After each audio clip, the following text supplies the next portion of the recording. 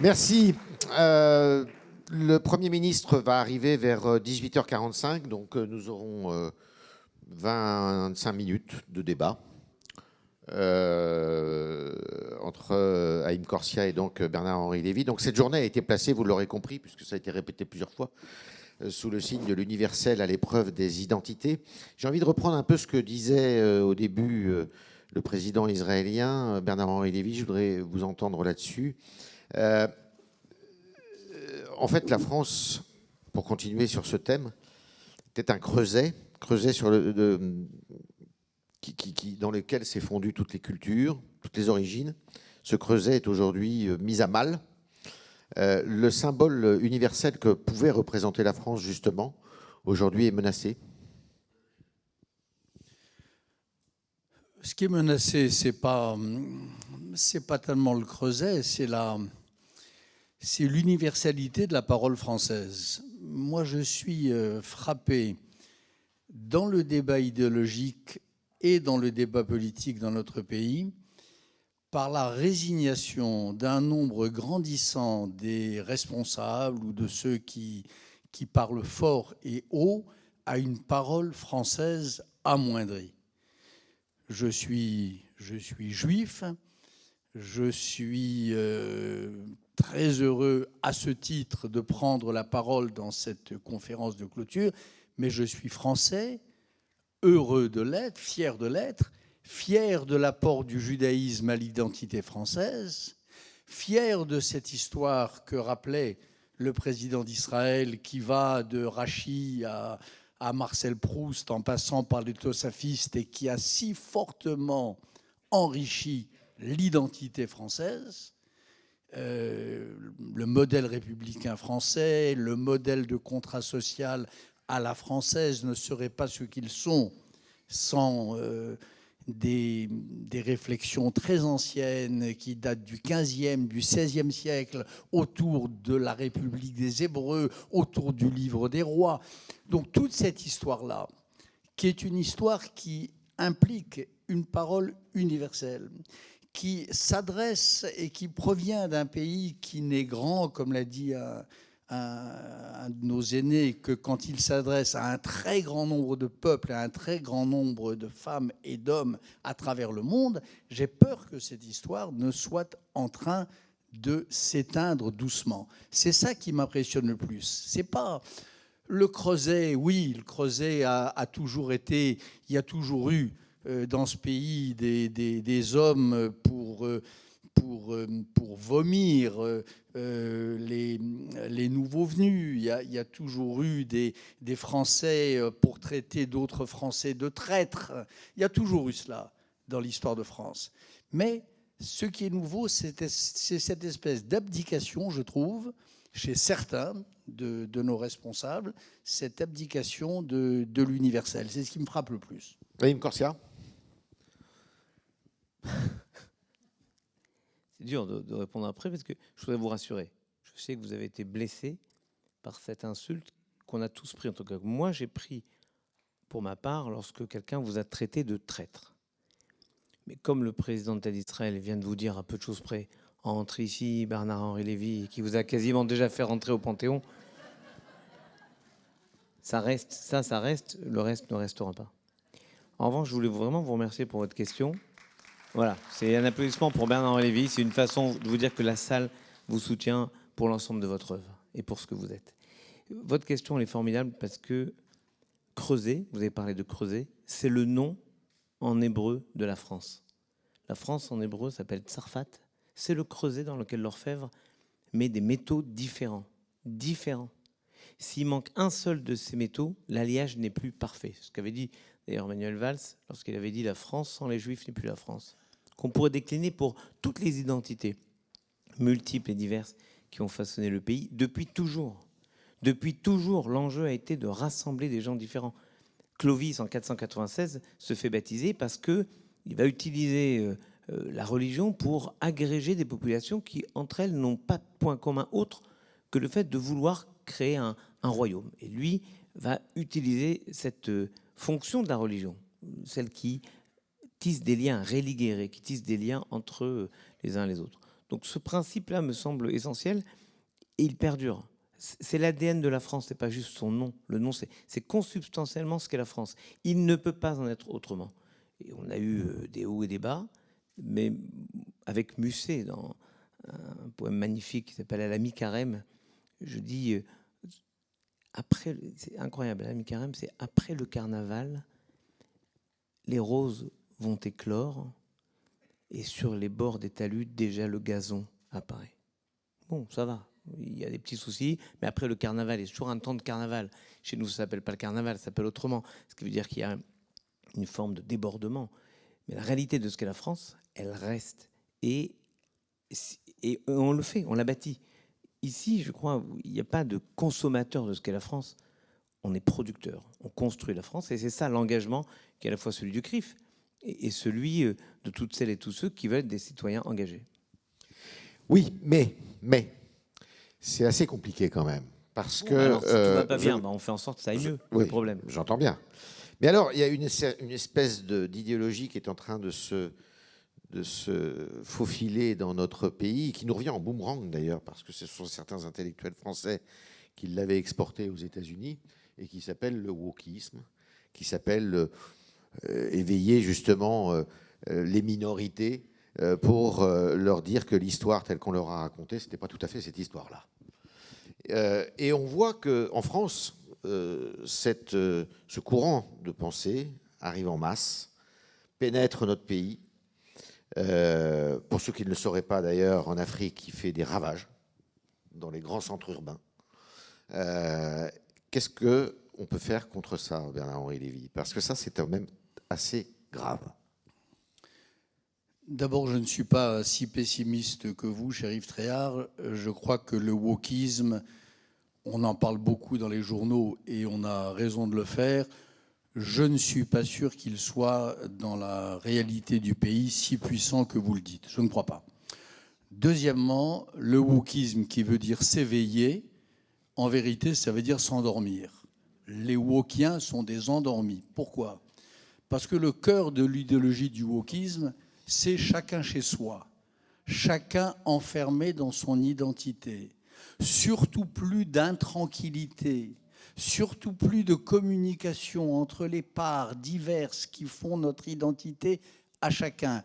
Le comble du wokisme aux États-Unis, où je me rends souvent, où j'étais encore ces dernières heures, le comble du wokisme, c'est sur certains campus ce que les étudiants appellent des safe spaces, qui sont des espaces préservés où personne ne va venir vous embarrasser ou vous harasser avec des opinions contraires ou avec une apparence dissemblable et va venir mettre en péril notre identité. Donc, deuxièmement, les wokistes sont des endormis et pas du tout des éveillés.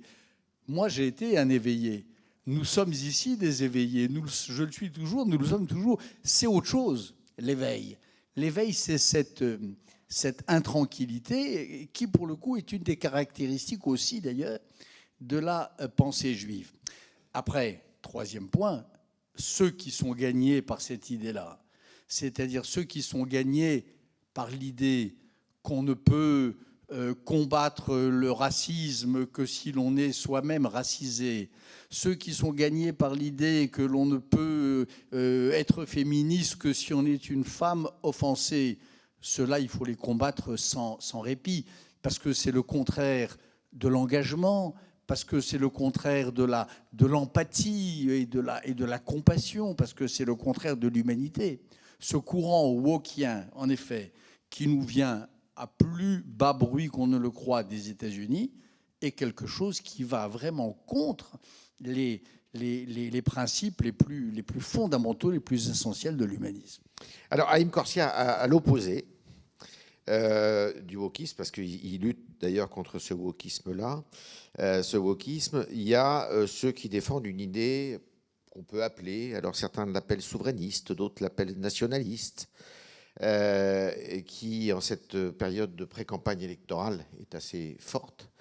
Et si on regarde bien les deux incarnations, les deux représentants de ce courant, dominent le débat politique en France aujourd'hui, en tous les cas dans les intentions de vote, pas loin de 35%, quand la gauche, elle, peine difficilement à arriver à 25%. Est-ce que l'universel, justement, eh bien, ces représentants-là ont oublié la vocation universelle de la France? Pourquoi toujours se définir par rapport à ceux qu'on combat? Parce que moi, j'aime bien l'idée de la maire de Paris tout à l'heure.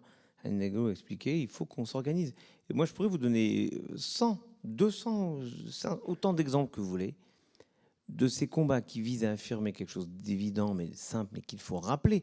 Rappelons-nous que les choses les plus évidentes sont les plus compliquées à rappeler. En août 42, Monseigneur Saliège fait lire dans tous les églises de son diocèse. Monseigneur Saliège était à Toulouse, et je le dis puisque la présidente d'Occitanie qui est ici. Il a fait lire dans toutes les églises de son diocèse: les juifs sont des hommes et les juives sont des femmes. Est-ce que vous vous rendez compte qu'il y a eu une époque où on a dû rappeler ceci? Donc les choses évidentes, il faut les rappeler. Regardez par exemple, on a parlé tout à l'heure des engagements. J'avais demandé à la maire de Paris, enfin à son adjointe qui s'occupait de la mémoire à l'époque, et la maire de Paris a accepté, donner le nom de Victor Young Pérez à un gymnase à Paris. Victor Young Pérez, champion du monde de boxe, français, juif de Tunisie. Une sorte de mélange à lui seul de plusieurs identités. Et il incarne la France. Très prochainement, on s'est rendu compte avec le Souvenir français, dont j'ai le grand honneur d'être secrétaire général, qu'il y avait une rue dans le 18e arrondissement de Paris qui portait le nom de quelqu'un qui était objectivement, froidement, pas antisémite, ce qui pourrait imiter sur le cas de beaucoup de monde dont les noms ornent nos rues, mais quelqu'un qui dirigeait la Ligue antisémite, c'est quand même un peu beaucoup. Et on a trouvé un ancien combattant qui portait exactement le même nom, et sans changer le nom de la rue, on change le nom de la personne qui le porte. Il faut être au moins juif depuis 400 générations pour penser à ça. Et la maire a accepté ce plan que j'ai proposé. On ne change pas le nom de la rue, on change juste la personne. Elle a dit oui. Pourquoi? Parce que chaque petit détail est un élément de la lutte. Ne jamais rien laisser, ne jamais rien abandonner, ne jamais capituler. Parce que c'est une façon de laisser la place à certains qui, à ce moment-là, surfent sur nos silences. Vous parlez de ces 35%. Mais qu'est-ce qu'on propose d'autre en ce moment? Quelle voix vous entendez pour dire, mais, attendez, alors peut-être qu'il y a aussi une sorte de manque d'écho de ceux qui sont chargés dans la République, dans la cité, de porter la parole des uns des autres. Mais moi, je ne me définis pas par rapport à ceux que je combats. Et j'aime l'idée de Bernard Lévy de dire on a quelque chose là qui est une idéologie qu'on nous présente comme étant très importante pour ceux qui la jugent importante. Si on dit et on vit le contraire, on vit le contraire. Et je vais vous donner, si vous permettez, un passage du Talmud que j'aime profondément. Nous, on a la règle de la majorité. La majorité, c'est ne jamais nier la minorité, mais la majorité l'emporte à un moment. C'est la règle de la démocratie. Et lorsqu'un jour, il y a un débat entre tous les rabbins et un rabbin isolé,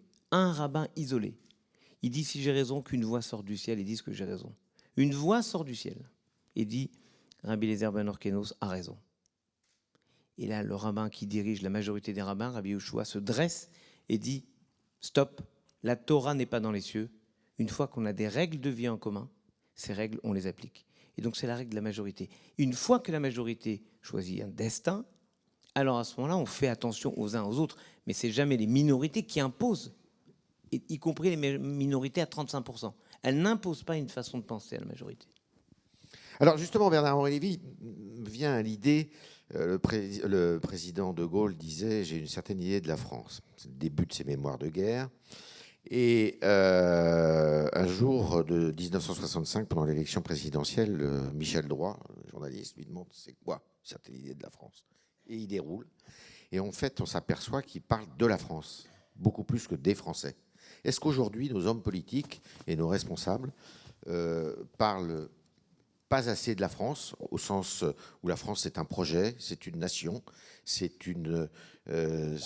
un rêve. Pour le coup, ça peut être une identité aussi, d'ailleurs, je ne sais pas. Alors que eux, ils ne nous parlent que des Français et de leurs petits mots quotidiens, et qu'on oublie de se porter un peu au-dessus de la mêlée pour parler d'un projet commun. D'abord, les mots quotidiens ne sont jamais petits. Je crois qu'il faut... moi, je ne dirais en tout cas pas cela. Mais c'est vrai qu'on peut on pourrait parler des mots quotidiens en parlant davantage de la France. Et la France, c'est quoi? La France, c'est une géographie, c'est une histoire et c'est une langue, comme toute nation. Voilà, c'est une géographie, on la connaît bien, bordée par l'océan.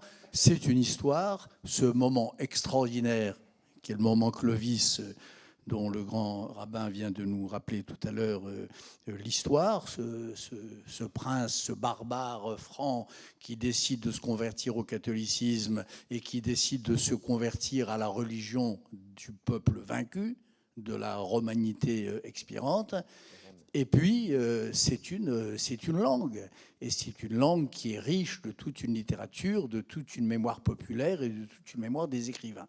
Tout ça, c'est en effet l'idée, le songe, la chimère, la narration française. Et on parlait tout à l'heure de ceux de ces ambidextres, qui confondent leur droite et leur gauche et qui, en vérité, mélangent tout et qui confondent le général de Gaulle et Pétain. C'était quoi la différence entre de Gaulle et Pétain, au fond? Qu'est-ce qui a permis à l'un de devenir de Gaulle alors que l'autre n'était que Pétain? C'est que Pétain, il n'avait de la France qu'une conception. C'était en effet une chose. C'était seulement une terre, seulement une géographie, seulement un espace à laquelle il avait les pieds rivés.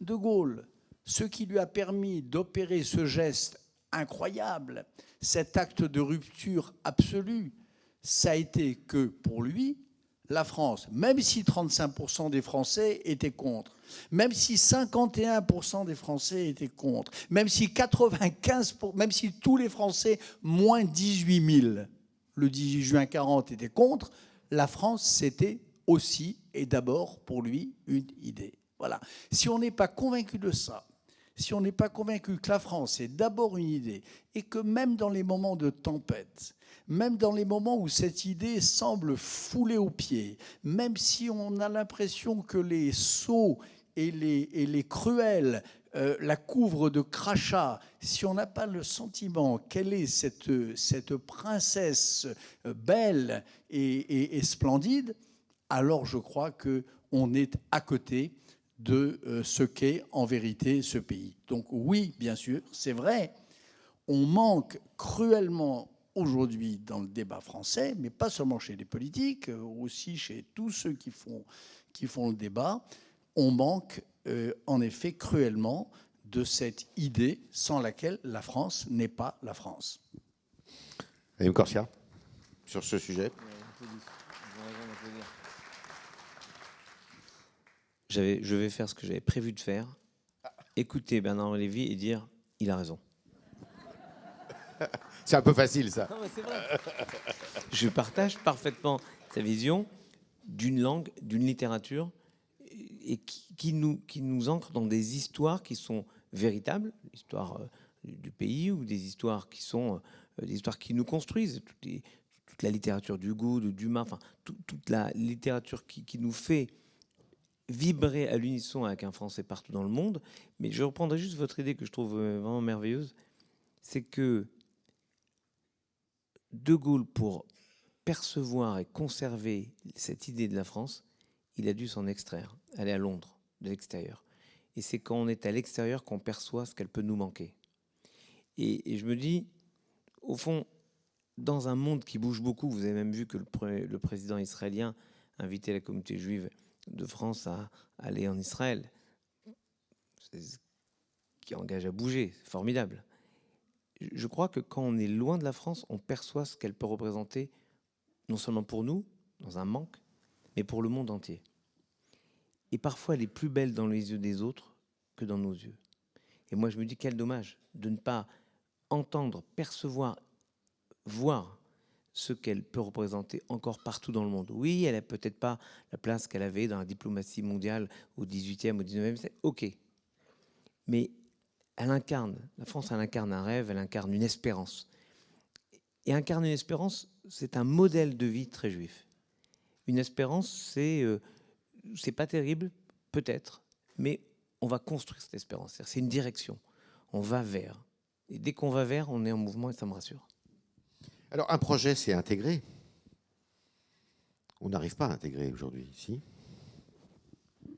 On arrive moins bien à intégrer parce qu'il y a en effet aujourd'hui à l'échelle du monde une guerre sans merci entre les démocrates et les totalitaires, entre les femmes et les hommes des Lumières et les obscurantistes.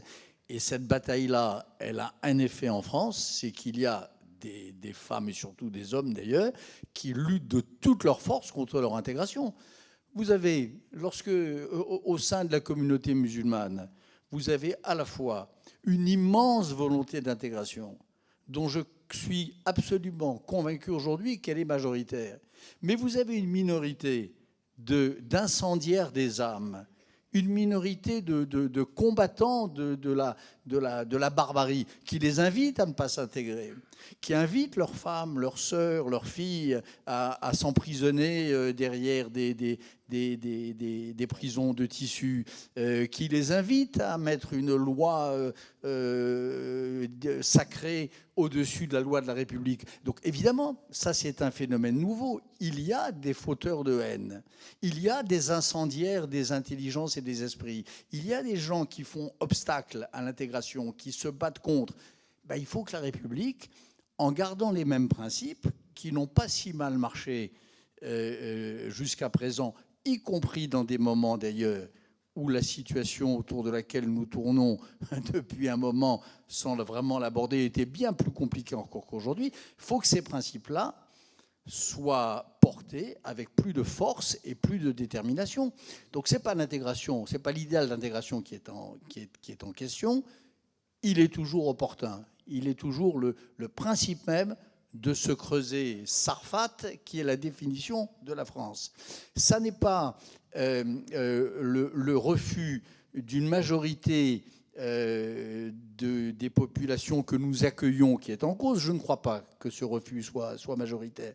Et je crois que ceux qui viennent aujourd'hui en France, ou ceux qui en ont le désir, ce sont justement des gens qui, bien souvent, ont en tête un bout de cette idée que j'évoquais tout à l'heure. Et qui ont en tête cette idée d'embrasser le rêve français. C'est la République qui n'est pas assez ferme autour de ses principes de laïcité, d'égalité entre les femmes et les hommes, et autour de sa propre devise. Alors, la République n'est peut-être pas assez ferme, mais c'est aussi parce qu'il y a beaucoup d'apôtres du pessimisme dans ce pays. Oui. Aussi bien, d'ailleurs, dans le personnel politique que chez les intellectuels. Je ne vais pas citer de nom parce que ça serait désagréable. Comment on fait pour être optimiste? On peut devenir juif, c'est une méthode. Vous pouvez. Ça fait longtemps que j'y ai songé. Voilà. Bah, on peut voir. Moi, je l'ai fait par procuration. Bah, vous voyez que le président du consoir de Paris, il voit avec son grand bain et ils ont tout ce qu'il faut. Par procuration, c'est toujours partager un destin. Si c'est par procuration, comme je l'imagine, alors c'est partager un destin. En fait, c'est faire quelque chose qui est assez simple, en réalité, c'est de ne pas considérer que les combats ne servent à rien. Les combats servent toujours à transformer le monde. C'est un principe juif qui s'appelle tikkun olam, la réparation du monde. En fait, quoi que vous fassiez, soit vous réparez le monde, soit vous désordonnez le monde. Moi, je pense que si on conjugue les forces de celles et ceux qui veulent construire la paix, on répare le monde. Et donc, par nature, vous redonnez de l'espérance. Oui, la fermeté. C'est impressionnant, ce manque de fermeté, presque manque de courage, d'oser affirmer ce en quoi on croit, ce qu'on veut. La question, c'est d'ailleurs pas tant des populations qui arrivent, tout le monde dit les étrangers. Moi, je parle de la deuxième, voire de la troisième génération. C'est eux qui m'inquiètent beaucoup plus. Parce qu'eux ont bénéficié de tout ce que la République peut offrir. L'école, les soins, le rêve, tout. Et pourtant, ça n'a pas fonctionné. Il y a donc une autre façon, au-delà de la fermeté, de rappeler l'engagement, de faire attention, d'être dans de la proximité, d'être dans de la construction d'espérance pour les uns et pour les autres, et pas imposer la même espérance à tous, mais trouver à chacun, à chacune, sa propre espérance. On parlait des personnes aidées. Tout à l'heure, dans le hall, en arrivant, j'ai acheté un remarquable petit ouvrage. Il est où? Voilà.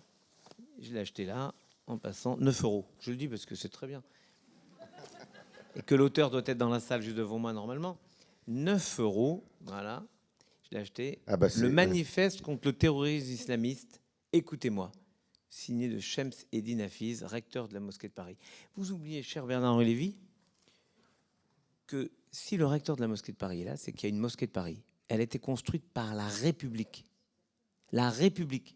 Pour remercier les musulmans d'être... Oui, les musulmans, pas les musulmans, d'être venus pendant la Première Guerre mondiale sauver la mère patrie. Et avec ces musulmans, parce qu'on a dit les musulmans, il y avait aussi tous les juifs d'Algérie, dont mon arrière-grand-oncle, qui lui est mort le 22 août 1914 en Belgique. Tous ces gens qui sont venus de partout pour sauver la République. Et donc, il y a eu un moment où on a su leur dire merci. Il faut être capable d'entendre ce qu'ils nous disent comment lutter, ce qui nous explique de l'intérieur comment lutter. Il faut qu'on soit capable de les aider. Donc, l'idée, c'est écoutons ces voix qui, de l'intérieur, nous disent améliorons l'intégration, non à l'assimilation, c'est-à-dire à l'abrasion de toutes les différences. Oui, il y a des différences, mais elles construisent ce que nous sommes tous ensemble. C'est le principe.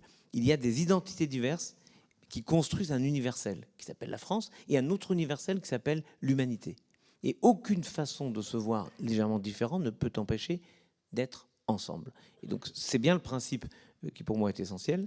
C'est voir qu'il y a toujours une possibilité de proposer un modèle. Mais si on propose un modèle dans lequel on ne croit plus, les pessimistes, comment vous voulez en convaincre les autres? Il faut donc qu'on réinvestisse, on réinvente un modèle heureux, joyeux, un modèle fun, un modèle, comme le dit le judaïsme, dans la simcha. C'est ce que dit un verset incroyable dans la fin du Deutéronome, ça doit être chapitre 28, et de tête, ça doit être verset 47. Tout ce qui vous arrive, c'est parce que vous n'avez pas servi l'Éternel, votre Dieu. Ça s'arrêterait là, vous diriez, c'est normal, les rabbins ils veulent qu'on serve Dieu. Pas du tout. Écoutez la suite. Tout ceci vous arrive parce que vous n'avez pas servi l'Éternel, votre Dieu. Besimcha uvtuv levav. Dans la joie et avec un cœur plein entier. Il faut qu'on réinvestisse le bonheur, la joie, pour nous tous, d'être français, pour pouvoir en convaincre les autres. Comment vous voulez convaincre les autres, ceux qui arrivent, de quelque chose dont nous-mêmes on ne croirait pas ou on est un peu dubitatif? Ça ne peut pas fonctionner. Est-ce que ça passe pas par l'école, ça? Qui est bien abîmé? Pardon, je voulais juste savoir, quand je l'ai acheté tout à l'heure dans mon livre, le recteur m'a dit, je vais quand même pas te le dédicacer. Avec ça, la pub, tu peux me le dédicacer maintenant? Tu peux? Il va même vous rendre l'argent. Non, ça non. Oui, est-ce que ça passe pas par... parce que finalement, il n'y a qu'un creuset, c'est celui de l'éducation, non? Oui. Ça passe par l'école, ça passe par les médias, ça passe par tous les espaces d'intégration. Non, il n'y a pas... Les médias sont responsables du climat de tension, d'anxiété. Mais naturellement, d'abord, ils sont responsables structurellement. Ceux qui les fabriquent n'y peuvent rien.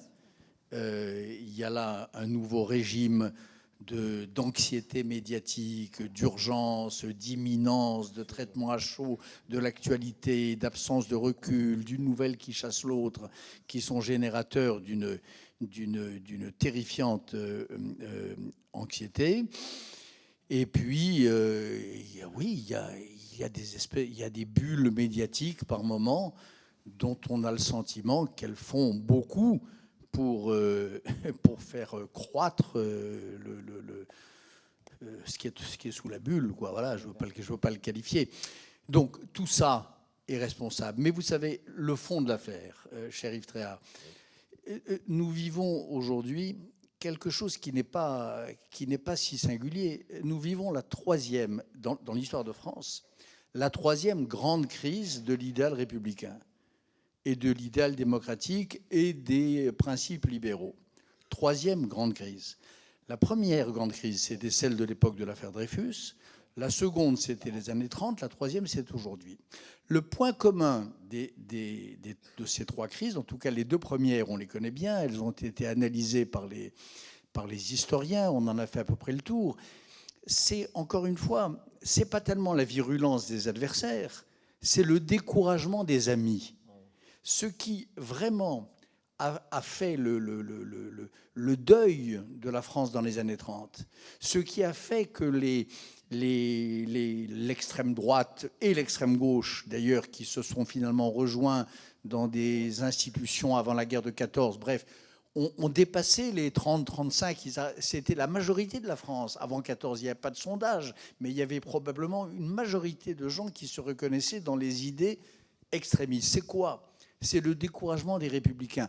Eux-mêmes n'y croyaient plus. Et quand vous regardez la littérature politique et d'avant 14 et d'avant 40, vous voyez un thème qui revient constamment, c'est l'idée chez les démocrates eux-mêmes, chez les libéraux eux-mêmes, chez les plus grands républicains, qu'au fond, chaque chose n'a qu'un temps, que les choses naissent et qu'elles disparaissent, et qu'il n'est pas exclu que l'idée républicaine soit en train de s'éteindre.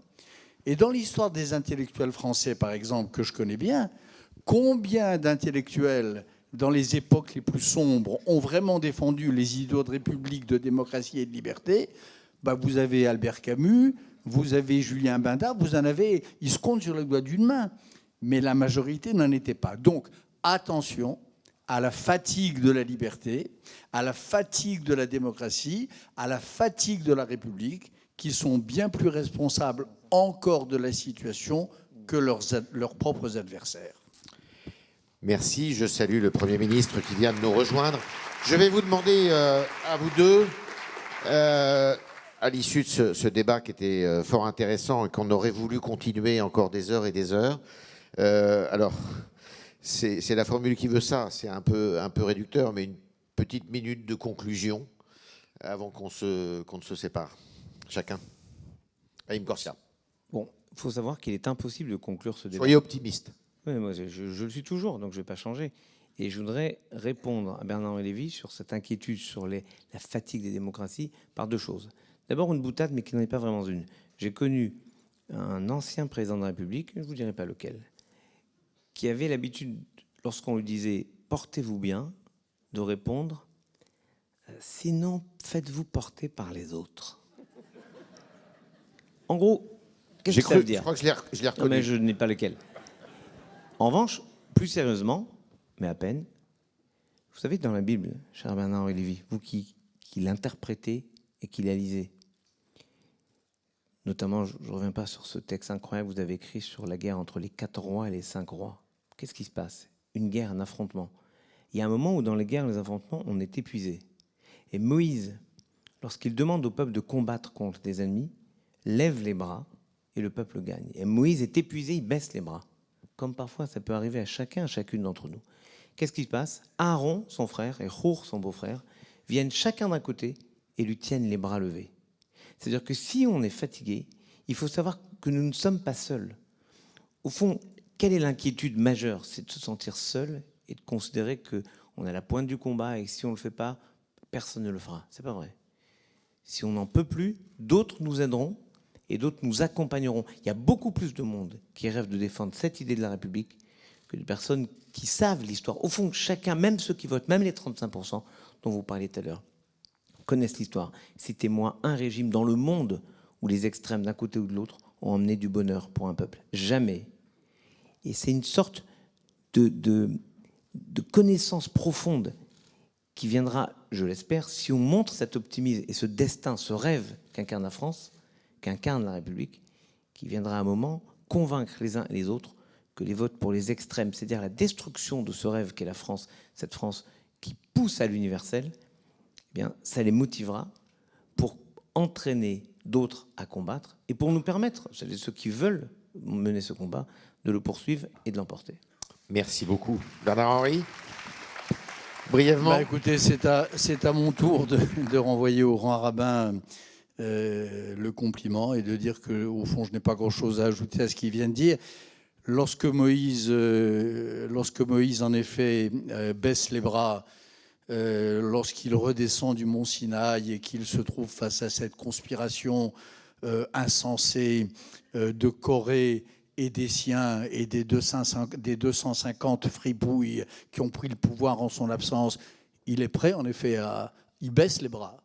Il est prêt à tout laisser tomber. Il est prêt à considérer que c'en est fini et de cette longue traversée et de la loi dont il est porteur.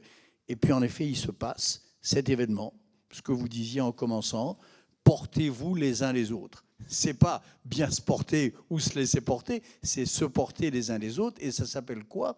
Ça s'appelle la solidarité. Voilà. Et ce qui arrive à Moïse à cet instant, lorsqu'il redescend de sa énième navette en haut de la petite montagne du Sinaï et qui trouve cette bande d'abrutis qui ont préparé un coup d'État et qui s'apprêtent à l'accomplir, c'est qu'il sent une telle solidarité autour de lui, des 12 tribus d'Israël et de son peuple, que ça lui redonne de l'espoir, ça lui redonne du courage et ça lui donne la capacité de l'emporter, de provoquer cet incroyable événement qui est cet avalement de Corée, cette transformation en torche humaine des 250 conjurés. Donc vive en effet la joie, vive l'optimisme et vive le se porter les uns les autres, qui est le synonyme de la fraternité.